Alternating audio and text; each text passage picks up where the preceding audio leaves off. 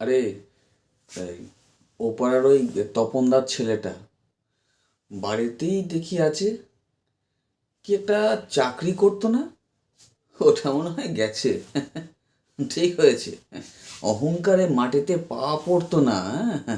এত দেমাগ হয়েছিল যে মানুষকে মানুষ বলে ভাবতো না। হ্যাঁ, হ্যাঁ। এই এই সেদিনকে আমি ওকে ডেকে বললাম, 10টা টাকা দে না রে, বিড়ি খাবো। কি বললে জানো? বললে ভিখিরি হয়ে গেছো, টাকা কোথায় পাবো? হ্যাঁ, আরে করিস তো কোম্পানির চাকরি, তার আবার এত দেমাগ? হ্যাঁ, এখন তো চাকরিটা গেল, এবার বেকার হয়েই থাক। হ্যাঁ, আমাকে দেখাতে আসছে। আবার ওর বউটাকে দেখেছো?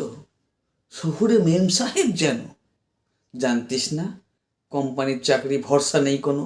হ্যাঁ, আবার ওর বাড়িটা দেখেছো কেমন বানিয়েছে? নিশ্চয়ই চুরি করে, নিশ্চয়ই।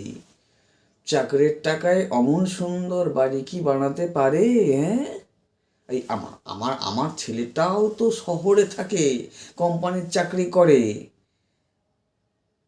চাইলেই কি ওইরকম একটা বাড়ি বানাতে পারে? হ্যাঁ, আমি কি জানি না? কিছুই বুঝি না। কিভাবে আমাদের মূর্খ আমরা নাকি?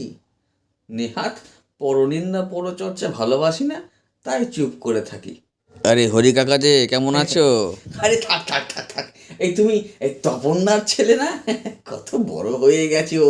বড় আর হলাম কোথায় কাকা? এই নাও সিগারেট খাও। আবার সিগারেট কেন? তো দাও। তা কি গল্প হচ্ছিল একটু শুনি। এই তোমার কথাই হচ্ছিল। তুমি কত গুণী, বড়দের কত সম্মান করো। তোমার মতো ছেলে কি আছে আর?